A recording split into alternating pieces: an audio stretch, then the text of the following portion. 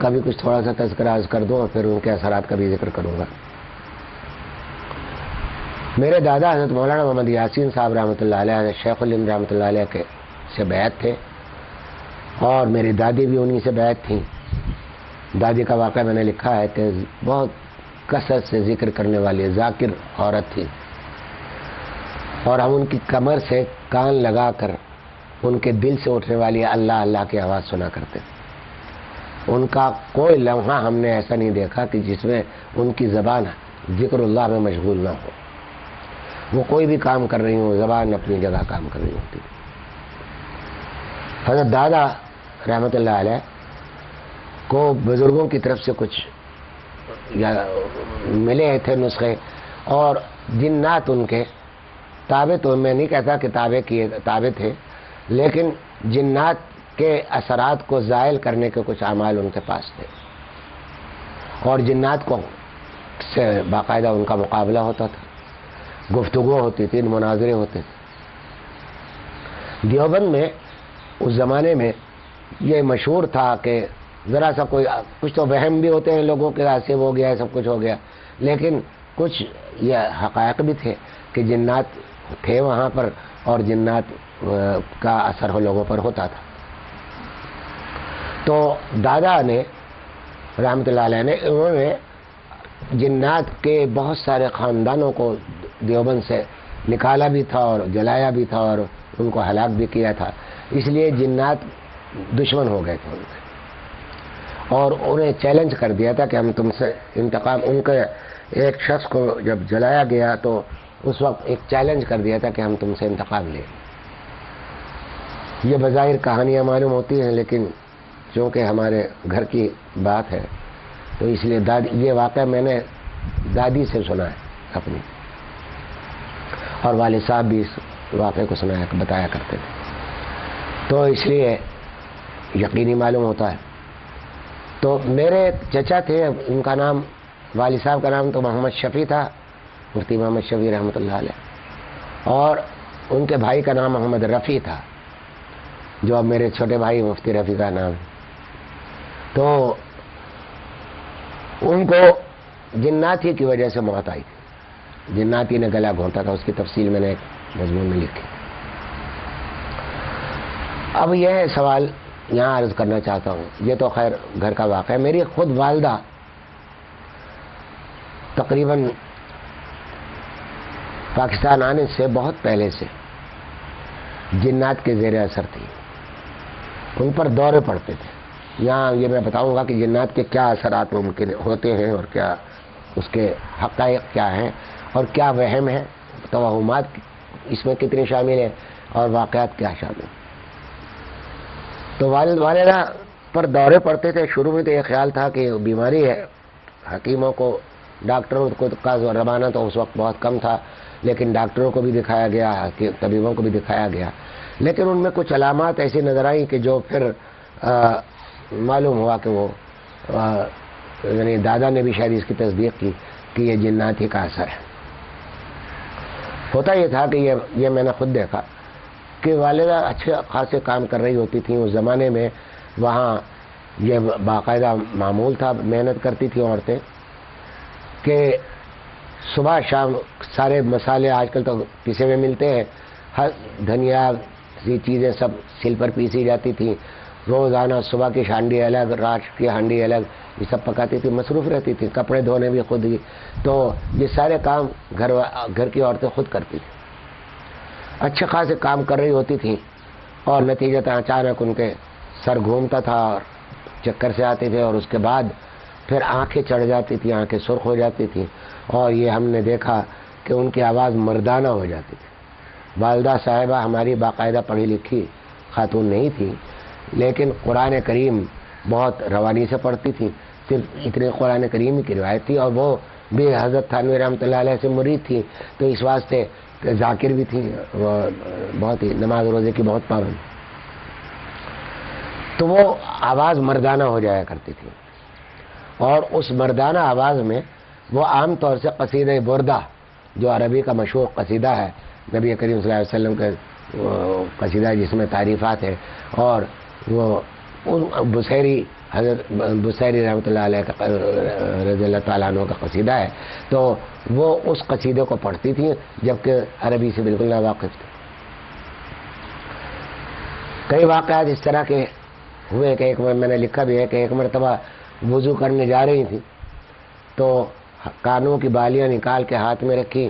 کہ الماری میں رکھ دے، اور جب الماری میں ہاتھ کھولا تو کانوں کی بالیاں غائب تھیں،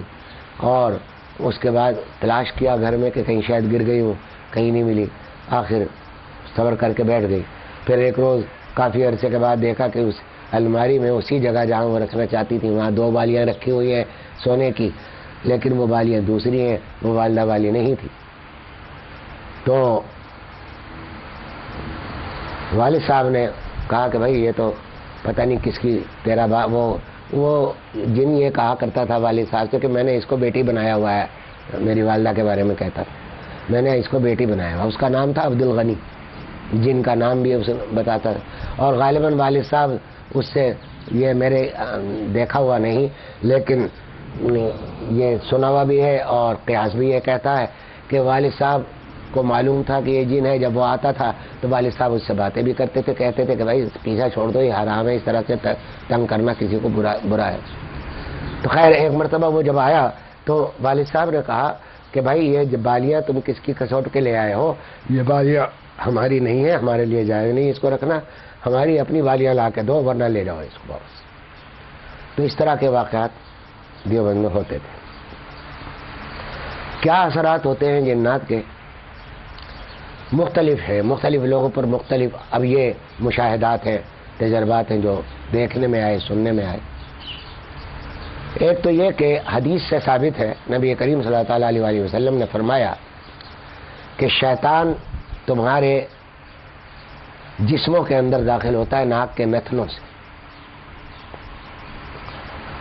اس کی یہ خصوصیت حاصل ہے کہ دھواں بن جائے، گیس بن جائے، ہوا بن جائے، سمجھا؟ وہ ناک کے نتنوں سے داخل ہوتا ہے آپ کے جسم کے اندر، اور چونکہ وہ آگ کا بنا ہوا ہے تو جب داخل ہوتا ہے تو پھر بخار کی کیفیت سب سے پہلے نمایاں ہوتی ہے، بخار تیز ہوتا ہے، اور اس کے بعد پھر وہ پورے جسم پر حکومت کرتا ہے۔ اور ایک خصوصیت یہ ہے کہ وہ آپ کے کھانے میں شریک ہوتا ہے، وہ آپ کے پانی پینے میں شریک ہوتا ہے، آپ کے عمل ازدواجی میں شریک ہوتا ہے، سمجھا؟ قرآن کریم سے کس سے ثابت ہے یہ؟ فرمایا وَشَارِكُهُمْ فِي الْأَمْوَالِ وَالْأَوْلَادِ وَعِدْهُمْ وَمَا يَعِدُهُمُ الشَّيْطَانُ إِلَّا غُرُورًا۔ جس وقت نکالا جا رہا تھا اور اس نے یہ کہا تھا کہ میں بہکاؤں گا اور یہ کروں گا، فلاں کروں گا، چیلنج کر رہا تھا، اس وقت کہا کہ ٹھیک ہے جاؤ، شارکہم، شرکت کرو ان کے ساتھ، فی الاموال، ان کے مالوں، والاولاد، اور ان کے اولادوں، اولاد میں شرکت، وعیدہم، اور جو تمہارا دل چاہے، فی الاموال والاولاد وعیدہم، اور جو تمہارا دل چاہے ان سے وعدے کرو، وما یعیدہم الشیطان الا غرورا، اور شیطان سوائے دھوکے کے اور کوئی وعدہ نہیں کرتا، تمہیں دھوکہ دیتا۔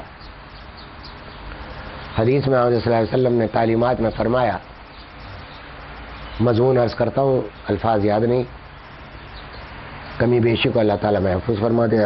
معاف فرما دے، کہ فرمایا کہ یہ ناک کے نتنوں سے داخل ہوتا ہے اور تمہارے ہر معاملے میں شریک ہوتا ہے، حتیٰ کہ آپ کے اس عمل میں جو میاں اور بیوی کے درمیان ہوتا ہے، صحبت میں، اس میں بھی شریک ہوتا ہے۔ یہ تو حدیث سے ثابت ہے، اور قرآن، اس کا قرآن سے استنباط ہے کہ یہ کہا جا رہا کہ تم ان کے اموال میں اور اولاد میں شرکت کرو، اجازت دی گئی اس کو۔ اب اس کے طریقے بتایا ہے نبی کریم صلی اللہ علیہ وسلم نے کہ اس سے بچنے کے طریقے کیا ہیں، تو چنانچہ صحبت کے وقت کے لیے ایک دعا بتائی گئی ہے کہ یہ کام کرو، کھانے کے وقت کی دعائیں ہیں، پینے کے وقت کی دعائیں ہیں، سمجھے آپ؟ یہ دعائیں اسی لیے ہیں کہ شیطان ان میں اپنا حصہ نہ بٹا سکے، ایک واقعہ یاد آیا کہ ایک اعرابی آیا، سامنے کچھ کھجوریں رکھی ہوئی تھی اور وہ کھا رہا تھا، بہت بھوکا تھا، آ کے بغیر پوچھے کھانا بھی شروع کر دیا۔ جب تھوڑا بہت کھا لیا اور اس کے بعد تو حضرت صلی اللہ علیہ وسلم بڑے غور سے دیکھ رہے تھے اس کو، تو جب کھانا کھا لیا بلکہ تقریباً ختم ہی کر چکا تھا کہ آخر میں یاد آیا کہ میں نے بسم اللہ نہیں پڑھی اس کے اوپر، کھانے کے اوپر، تو حدیث میں حضور صلی اللہ علیہ وسلم نے فرمایا کہ اگر شروع میں بسم اللہ پڑھنا بھول جاؤ تو پھر جس وقت بھی یاد آ جائے اس وقت پڑھ لو کہ بسم اللہ اولہ و آخرہ۔ بسم اللہ دو روایتیں، بسم اللہ اولہ و آخرہ یا بسم اللہ فی اولہ و آخر۔ تو اس نے یہ کلمہ کہا بسم اللہ اولہ و آخرہ، تو حضرت صلی اللہ علیہ وسلم جو دیکھ رہے تھے تو ہنس پڑے۔ تو صحابہ نے پوچھا یا رسول اللہ کیا ہوا؟ کہا کہ شیطان اس کے ساتھ کھا رہا تھا، جیسے ہی اس نے بسم اللہ اولہ و آخرہ پڑھا تو اس نے قے کر دی، اس کو ہضم نہیں ہوا کھانا۔ یہ واقعہ حدیث میں موجود ہے۔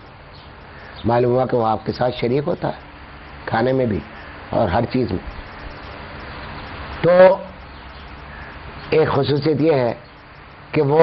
آپ کے بدن کے اندر داخل ہو کر آپ کے بدن پر طاقت وہ اختیار کرتا ہے۔ ایک اور خصوصیت، اب کتنی خصوصیات ہیں جو قرآن و سنت ہی سے ثابت ہو رہی ہیں۔ ایک اور خصوصیت یہ ہے کہ وہ دور سے بیٹھ کر ٹیلی پیتھی کا بہت ماہر ہے، دور سے بیٹھ کر آپ کے ذہن میں ایک وسوسہ ڈال دیتا ہے۔ اس کے لیے ضروری نہیں کہ وہ آپ کے قریب آئے، دور ہی سے انسان بھی وسوسے ڈالتا ہے، لیکن انسان قریب آ کر ڈالتا ہے، سمجھو؟ چنانچہ قرآن کریم میں فرمایا اعوذ برب الناس ملک الناس الہ الناس من شر الوسواس الخناس الذی یوسوس فی صدور الناس من الجنۃ والناس، کہ یہاں یہ فرمایا کہ جو وسوسے ڈالتے ہیں جنات میں سے اور انسانوں میں سے۔ تو معلوم ہوا کہ انسان بھی وسوسے ڈالتا ہے اور جنات بھی وسوسے ڈالتے ہیں۔ تو ایک خصوصیت وسوسہ ڈالنے کی ہوئی کہ وہ دلوں میں ایک سجیشن دیتا ہے، ایک خیال ڈالتا ہے اور الگ ہو جاتا ہے۔ تو یوسوس فی صدور الناس من الجنۃ والناس، تو یہ وسوسہ ڈالنے کی ایک اس کے اندر خصوصیت یہ ہے کہ دور سے وسوسہ ڈال دیتا ہے۔ بعض روایتوں میں آتا ہے جو بظاہر کمزور ہے، اور وہ ہے یہ ہے کہ حضرت آدم علیہ السلام کو درخت کے کھانے پر جو مجبور کیا، بلکہ مجبور کیا کیا، ان کو آمادہ کیا۔ ایک جگہ تو یہ کہ وقاسمہما انی لکما من الناصحین، کہ ان دونوں سے یہ قسم کھا کر اس نے کہا کہ میں تمہارا سچا خیر خواہ ہوں۔ جھوٹ کبھی حضرت آدم علیہ السلام کو تجربہ جھوٹ کا پہلے کبھی تھا ہی نہیں، جانتے ہی نہیں تھے کہ جھوٹ ہوتا کیا ہے، تو اس لیے یقین کرنا یقینی تھا۔ جھوٹ تو جانتے ہی نہیں، جھوٹ کا تو وجود ہی نہیں تھا، یہ پہلا جھوٹ تھا جو بولا گیا تھا آسمانوں میں، کہ وہ وقاسمہما، اور اس نے قسم ہو کر کھا کر کہا کہ انی لکما من الناصحین، کہ میں تم دونوں کا ناصح اور خیر خواہ ہوں۔ تو وسوسہ ڈالنے کی یہ خصوصیت ہے۔ بعض لوگوں نے روایتوں میں یہ کہا کہ اس نے آسمانوں میں جائے بغیر یہیں سے جب نکال دیا گیا تھا اس وقت یہ وسوسہ ڈالا، لیکن قرآن کی آیتیں اس کے مقابل صریح ہے، تو اس لیے وہیں پہنچ کر اس نے مختلف قسمیں کھائیں اور وعدے کیے اور یہ کہا کہ میں تمہیں ایک ایسی عمل بتانا چاہتا ہوں، اگر تم اس کو کھا لو تو جنت سے کبھی نہیں نکالے جاؤ گے، ہمیشہ جنت میں رہو گے۔